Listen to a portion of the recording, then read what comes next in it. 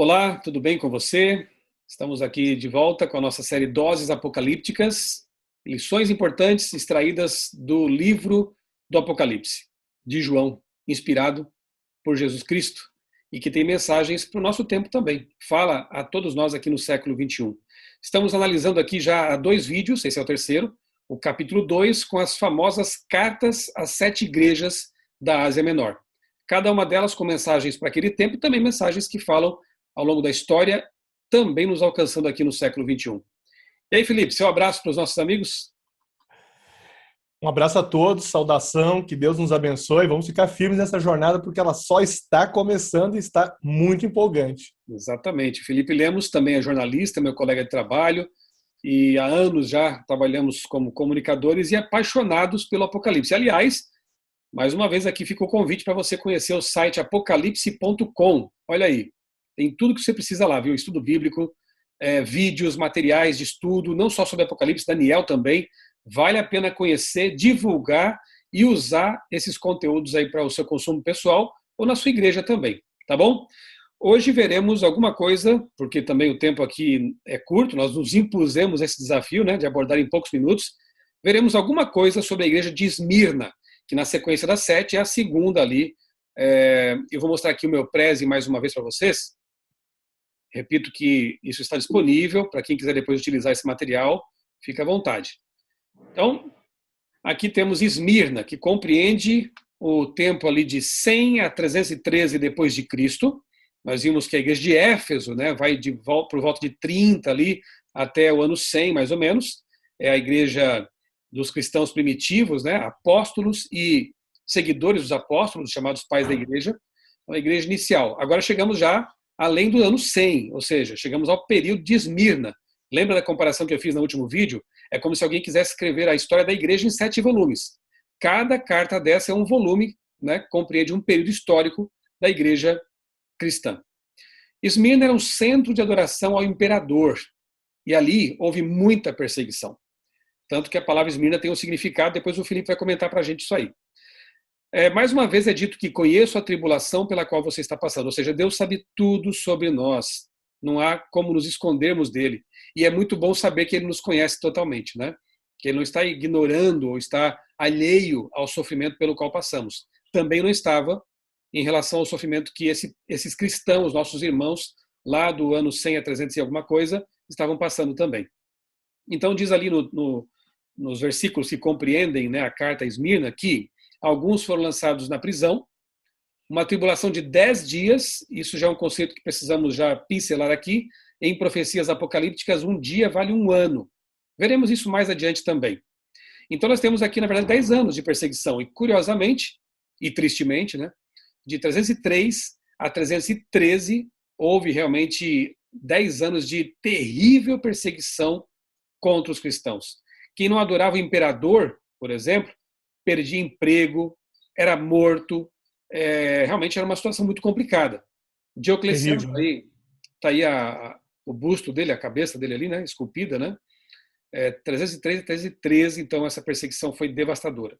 Mas a promessa era ser fiel até a morte, e claro, essa igreja fala muito de morte, de martírio, ser fiel até a morte, e eu lhe darei a coroa da vida. Quem tem ouvidos, ouça o que o Espírito diz às igrejas, é o apelo de sempre. Escute a mensagem de Deus para você. Felipe, o que você pode falar para a gente aí sobre esse período? Esmirna é um nome interessante, né? Tem um significado bastante bonito, quase poético até, né? E, enfim, essa carta aí fala sobre Jesus, fala de tribulação, como já falamos aqui, né? E também menciona a segunda morte aí. Vamos ver esses tópicos agora. É verdade, Michel, Esmirna para muitos é uma derivação, uma adaptação da palavra mirra, né? Ou mirra, então seria uma adaptação de Esmirna, que é um óleo, né? Um perfume, né? É mencionado, por exemplo, em Esther, capítulo 2, verso 12, antes dela se apresentar a Assuero, ela passa esse óleo, e é interessante que seria um bom aroma que mesmo esmagado, né? Exala um perfume, um odor agradável, ou seja, mesmo perseguidos, simbolicamente, os cristãos pregam, testemunham, não deixam de fazer avançar a mensagem. E essa foi uma realidade. Você sabe que Evidentemente, os cristãos, inicialmente, nesses primeiros 2, 3 séculos, eles foram perseguidos por alguns grupos de judeus, alguns grupos, né? Porque muitos judeus seguiram o cristianismo também, aderiram. Isso é muito importante diferenciar. Não foi uma coisa generalizada, né? A gente tem que até tomar bastante cuidado de destacar que alguns grupos de judeus agiram perseguindo, alguns aceitaram, assim como pagãos também. Alguns pagãos aderiram ao cristianismo, né? Nós temos vários exemplos de gregos, até quando Paulo prega no Areópago, né? No relato de Atos capítulo 17, algumas pessoas da liderança lá, dos areopagitas, tomam a decisão de seguir. Mas o que acontece? Essa perseguição sistemática que você citou aí, né? No período do imperador Diocleciano, ela é uma perseguição sistemática, né, organizada, formal, né, da parte do Império Romano, porque o cristianismo cresceu, né? No primeiro, na carta a Éfeso, ele está crescendo. Na carta a Esmirna, ele está sendo perseguido, mas ele está firme pregando o evangelho, e isso é muito bonito, porque nós temos também eu tenho uma menção muito bonita de uma profunda escritora chamada Ellen White, né? Eu acho que é válido a gente colocar aqui. Ela fala que toda a perseguição sofrida pelos cristãos no período de Esmirna não podem ser comparadas à existência eterna assegurada a eles, né? Isso é algo profundo, porque a gente hoje fala muito de maneira banal sobre isso, mas aqueles que morreram crendo que em pouco tempo estariam encontrando com o seu Salvador. E Felipe, o símbolo do perfume ele é muito bonito, né, e perfeito, porque, como dizem alguns escritores, o sangue dos mártires era como semente. Então, essa fragrância da fé deles, do testemunho de fidelidade, pessoas que eram jogadas nas arenas para ser devoradas por animais, pessoas que eram sacrificadas, mortas, né, martirizadas, morriam cantando, louvando a Deus, entregavam a vida, né, com orgulho até, digamos assim, e esse testemunho realmente moveu muita gente, converteu muita gente. Então, é aquela igreja que foi esmagada, mas esse esmagamento fez com que a fragrância dessa fé maravilhosa ela contagiasse muitas pessoas, né? Essa carta menciona Jesus como sendo o primeiro e o último, né? Mais uma vez encontramos aqui uma referência à divindade de Cristo, aquele que nos evangelhos é apresentado como Messias, o homem divino ou divino humano, né?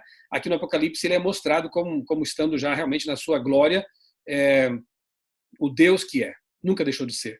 Ele é o primeiro e o último. Se ele é o primeiro e o último, obviamente que ele não pode ter sido criado, senão ele seria o segundo e o último, ou então o beta e o ômega, né? Mas ele no Apocalipse é o alfa e o ômega, ou seja, ele é de fato o criador, Jesus Cristo. Felipe, esse trecho aí também fala sobre a questão da segunda morte, né? O que podemos comentar sobre isso? Aqueles que vencerem não sofrerão o dano da segunda morte. Não é à toa que isso foi colocado nessa carta, porque a característica principal é de perseguição e morte, então, de uma maneira magistral e muito bem colocada, o escritor faz alusão à segunda morte, que essa sim é que deve ser temida, porque a primeira é aquela que mata o corpo, mas a segunda morte é a morte eterna, é aquela que está reservada para aqueles que não se arrependeram, para aqueles que terminantemente rejeitaram o chamado do Salvador para uma vida piedosa, uma vida compatível com os princípios do reino, né? Então, esses poderão sofrer a segunda morte, que vai ser bem melhor explicada quando a gente estudar o capítulo 20 do Apocalipse, a gente vai chegar lá, então a gente vai detalhar um pouco mais isso, mas realmente é providencial ter aparecido o assunto da segunda morte numa carta que fala de perseguição e em que muitos morreram dando a vida pela causa do Evangelho. Então, o Apocalipse ele vai dando umas pinceladas doutrinárias, né, ao longo do livro. Já vimos aqui no capítulo 1, fizemos até uma menção a isso, né, o sábado, o dia em que João teve sua visão, né, ali do Apocalipse. Aqui vemos uma menção ao estado do ser humano na morte, né, de certa forma, porque a Bíblia ensina que há duas mortes, como o Felipe disse, a morte comum, digamos assim, né, infelizmente não deveria ser comum, mas por causa do pecado e a segunda morte, que é a morte eterna. Então, se é morte, acabou, né? Não é uma punição para sempre, né? E nós veremos tudo isso depois sendo, de novo, trabalhado, mencionado no livro. Então, encontramos no Apocalipse doutrinas muito importantes para a nossa consideração. Mas é isso. Então, Esmirna nos ensina a profunda lição de que nós temos que ser fiéis. independentemente do que nos aconteça, da perseguição que se desate contra nós e contra a igreja, temos que ser fiéis, seguindo o exemplo dos cristãos que naquele tempo tão difícil mantiveram sua fidelidade ao Deus Criador do universo. Muito obrigado por acompanhar a série, não perca, nós temos muita coisa pela frente ainda. Um grande abraço para você, que Deus abençoe grandemente a sua vida e também a sua família.